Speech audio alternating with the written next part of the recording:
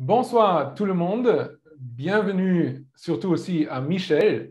Je m'appelle Christopher, je collabore beaucoup avec SwissSkills et j'ai l'immense plaisir d'animer ces conversations d'inspiration ce soir que SwissSkills organise pour vous tous de poser vos questions à des jeunes professionnels du métier. Et je suis aujourd'hui avec Michel. Michel, est-ce que tu aimerais bien te présenter et nous dire où est-ce que tu habites et où est-ce que tu travailles surtout?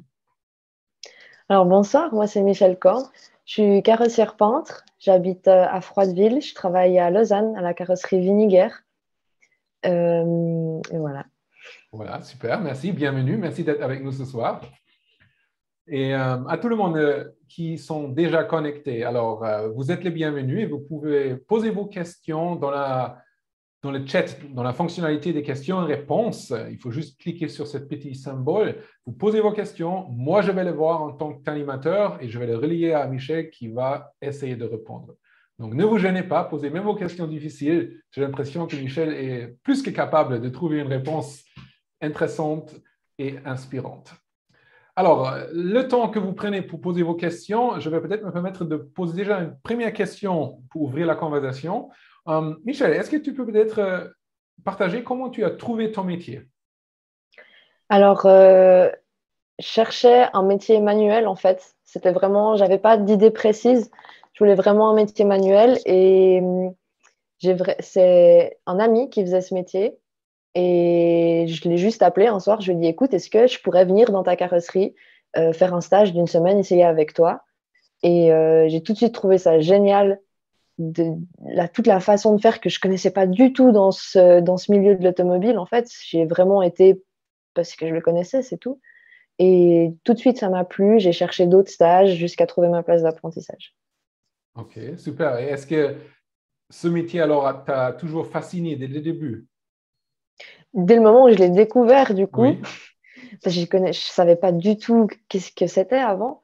Mais dès que je l'ai découvert, j'ai trouvé que c'était un métier qui était vraiment très satisfaisant, du véhicule accidenté au véhicule qu'on rend au client dans un état neuf. J'ai trouvé ça vraiment très intéressant. Mhm. Et est-ce qu'il y a un aspect, une notion qui te plaît particulièrement dans ton métier, si tu devrais mettre quelque chose sur le podium numéro un? Bah, le plus intéressant, ça reste quand même dans la définition du métier, c'est la peinture, c'est de pouvoir repeindre les voitures, c'est vraiment ça. Je travaille avec les couleurs, avec les mélanges, etc.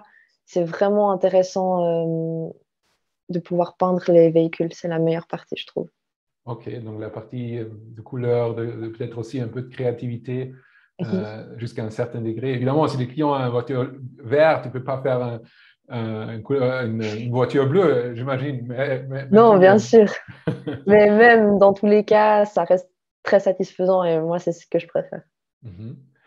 Il y a déjà une première question ici et quelqu'un aimerait savoir si c'est un métier pénible. Pénible, non. Non, c'est sûr, c'est un métier manuel, c'est un métier où on est debout toute la journée, on travaille avec nos mains. C'est sûr que ça va être plus physique que de bosser derrière un bureau. Mais Mhm. après, si on aime ce métier, si on y trouve un intérêt, il n'est pas plus pénible qu'un autre. Mhm. C'est de la réparation, c'est un travail manuel en atelier.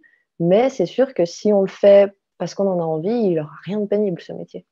Oui. Et je pense que c'est comme tu as déjà mentionné avant, si on aime ce qu'on fait, si on a pris le temps de découvrir ça et on a choisi le métier qui nous correspond, bah, évidemment, la perception va être différente. Ça ne va jamais nous paraître pénible ou difficile. Bah, au contraire, si on a choisi quelque chose qui est vraiment pas parmi nos intérêts, bah, ça va être dur chaque matin de se lever pour y aller. Bien sûr, c'est le principe du choix du métier. Oui, c'est clair, hein. Il y a déjà une prochaine question, si je peux me permettre, qui est plus sur la logistique. Donc, comment se déroule une journée typique au travail, une journée standard? Quand est-ce que tu commences? Quand est-ce qu'elle se termine? Qu'est-ce que tu fais? Alors moi, je commence mes journées à 7h15 le matin. Alors, d'abord, bah, on va chercher les voitures des clients. D'abord, dans carrosserie, il y a deux métiers. Il y a carrossier taulier et carrossier peintre. Donc, d'abord, les tauliers vont démonter les voitures et redresser tout ce qui est endommagé. Et ensuite, ils vont nous donner la voiture et nous, on va finir la réparation, faire la finition de la réparation en mastiquant, en mettant les couches de fond. On va tout poncer, préparer, isoler. Et en général, ça nous prend la matinée. Et du coup, dans l'après-midi, on va peindre la voiture. Après, comme ça, les tauliers reprennent la voiture, ils remontent tous les éléments et ensuite, on donne un petit coup de polish dessus ou autre. Et on finit les journées à 17h. Moi, je finis mes journées à 17h. Mhm. Et est-ce que vous mangez à midi ensemble ou vous devez tous vous apporter quelque chose? Comment ça fonctionne? Alors, à midi, on a 1 heure de pause de midi à 13h. Et en général, on a une cafétéria au travail. Mais chacun amène à manger, on a les micro-ondes et tout, mais on est ensemble pendant la pause. Oui, donc il y a un esprit d'équipe, à ton avis. Vous Oui, êtes... vu que justement, c'est un métier qui se travaille, enfin, il y a 2 métiers pour un même travail, Oui. c'est sûr qu'on doit réussir à travailler ensemble les uns avec les autres. C'est pas un métier qu'on fait complètement tout seul. Ah oui, ok, c'est intéressant. On pourrait imaginer que bah, tu es devant ta voiture, ta collègue sur une autre, mais en fait, vous devez bien vous coordonner. Alors ça, oui, chacun fait sa voiture. On peut pas se mettre à 4 sur une seule voiture. Mais entre les tauliers, les peintres, on doit pouvoir travailler ensemble pour qu'ils nous disent exactement où sont les défauts, ce qu'il y a à faire, etc. Donc on communique quand même entre nous pendant la journée. Mhm, mhm. Et qu'est-ce que tu dirais, je sais que dans ton travail, ou bon, ta participation aux compétitions dont tu as déjà fait un bout, vous devez sûrement connaître vos forces. Quelles sont tes forces? Alors moi, ce que j'ai remarqué déjà, c'est que je perds pas mon calme pendant ces compétitions. S'il y a quelque chose qui va pas, au pire, j'arrive à me dire c'est pas grave et à continuer. Mhm, Parce que le but, c'est vraiment de faire le mieux possible. C'est pas en compétition, c'est pas le but d'être parfait, c'est juste de faire le mieux possible. mhm. Et j'arrive à rester très concentrée. Je suis quelqu'un de vraiment méthodique et d'assez soigneuse. Et je pense qu'avec tout ça, c'est ce qui a fait que j'en suis arrivée là aujourd'hui. Mhm. Et est-ce que tu dirais que tu as toujours eu ces forces ou tu les as découvertes ou développées depuis que tu as commencé ta vie professionnelle? Alors, je pense que je les avais déjà un peu avant. Après, je pense qu'elles sont venues quand même un peu plus avec l'âge et la maturité, le début de l'âge adulte. Je pense que c'est aussi plutôt ça. Oui. Et pour ton métier, je vois déjà la question venir là. Est-ce qu'il faut être fort à l'école? Moi, j'ai eu beaucoup de facilité, donc je peux pas forcément me placer du point de vue de ceux qui ont un peu plus de peine. Mais après, la quantité de travail demandé au cours n'est pas énorme.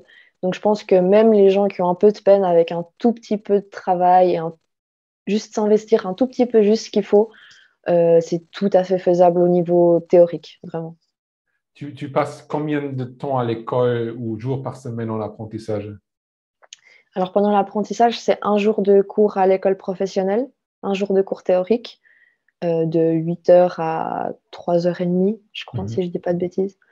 Donc, oui, c'est des petites journées, il y a beaucoup de choses, mais vraiment, c'est 1 jour par semaine, il y a le temps d'étudier jusqu'à la semaine suivante, etc.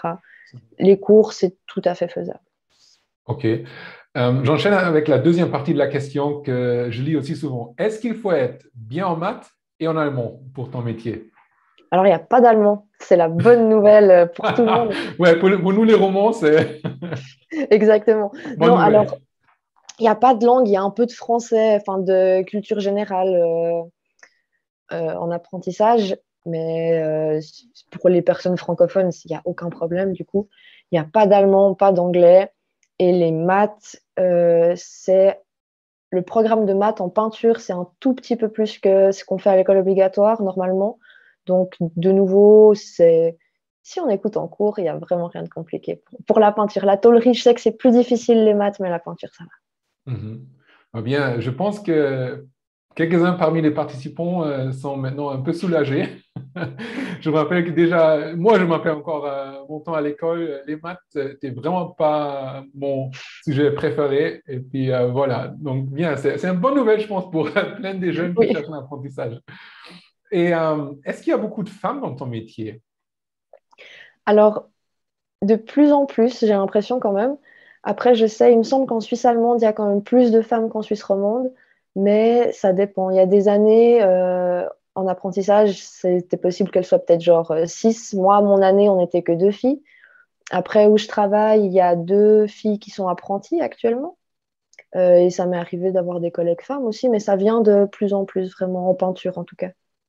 Et est-ce que tu te sens quand même à l'aise, bien que vous êtes dans la minorité, ou est-ce qu'il y a une ambiance comme on entend des fois dans des métiers manuels que voilà, il y a des commentaires qui sont envoyés, c'est un peu une ambiance moins géniale, disons ça comme ça. Bon, après, c'est sûr que ça reste un milieu plein de testostérone, du coup, hein. Mais Bien dit, très euh, poli, très fran- poli. franchement, avec un tout petit peu de caractère et juste savoir faire sa place, en général, tout se passe bien. Après, il y a des gens qui ont certains avis sur les femmes dans ce genre de métier et ça, on ne pourra pas le changer. Ça, il y aura des gens comme ça partout, mais franchement, si vous êtes dans une bonne équipe ou autre, il suffit juste d'avoir un tout petit peu de répondants des fois et il n'y a aucun problème. Mhm. Je vois une question que je trouve bien pour enchaîner. Est-ce qu'il faut être fort physiquement pour faire ton métier? Non, pas spécialement. Il n'y a pas besoin de gros muscles, hein. Après, s'il y a des choses lourdes, il y a toujours les collègues qui sont là pour aider à déplacer les choses, hein. Il n'y a personne qui est bodybuilder en carrosserie.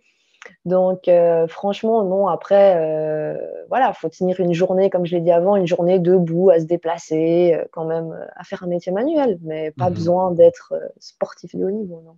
Et j'imagine que vous avez aussi des outils comme des mini-grues ou quoi que ce soit, d'équipement qui peut lever les éléments lourds. Vous faites ça Oui, pas toujours avec les mains. non, bien sûr, pour les choses très très lourdes, on a des outils qui nous servent. Après, c'est plutôt pour déplacer une portière, par exemple, qu'on aurait démontée, bah, on la déplace à deux ou des choses comme ça. Et Hmm. à deux, du coup, c'est plus du tout lourd ou quoi que ce soit. J'aimerais bien toucher un peu sur la partie créative que tu as brièvement mentionnée, qui te plaît dans ton métier. Est-ce que tu fais souvent de la déco sur les voitures? Est-ce qu'il y a des demandes qui viennent pour vraiment décorer quelque chose? Alors, moi, où je travaille, pas spécialement. Après, je sais qu'il y a des entreprises qui en font beaucoup. Ceux qui font des motos ou des casques de moto, ils en font Mhm. beaucoup plus. Donc, moi, j'en fais pas vraiment. J'en fais très, très peu. Et le problème en Suisse, c'est que ça coûte cher. Donc, il n'y a pas beaucoup de monde qui met l'argent non plus pour faire ça. Oui. Mais il y a des endroits spécialisés qui le font, mais pas systématiquement dans toutes les carrosseries. Mhm.